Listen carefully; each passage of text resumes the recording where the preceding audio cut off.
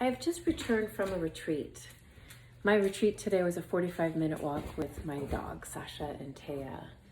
And this week's teaching is about the importance of a pause, the importance of a retreat. So we're dovetailing off last week, talking about how we are creating the circles of the tree, the years of our life, and that's not determined by what's happening in our external world, but more what's happening in our internal world, and how we are choosing within the moments of our life how we want to paint this next year, and the importance of being able to take time to stop and pause and decide how you want to choose this next moment. So I always return to this beautiful quote by Viktor Frankl that we use also as part of our teachings at the Shala. He says, somewhere between stimulus and response, there's a space. And I always refer to that stimulus response as just life. Life is always happening. We can never turn it off. And our response to it, whether it's spoken or whether it's our thoughts or our feelings, we're constantly responding to life. And Victor talks about this space.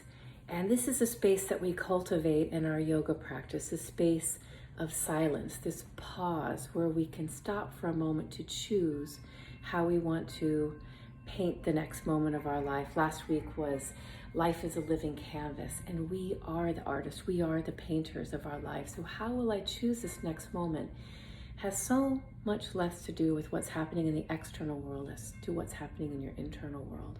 So I want to encourage everyone today to take a retreat, whether that be a vacation for 1 week to get away from your job and your patterns at home, or an afternoon break, a walk, sitting on your porch, listening to music, a 1 hour break, a 1 minute break where you stop for a moment and just take a few breaths, take a few sips of coffee or tea, or even a 1 minute break where you just stop and take a few breaths for pause. In that space lies our freedom to choose. So let's choose the moments and paint our life the way we want to.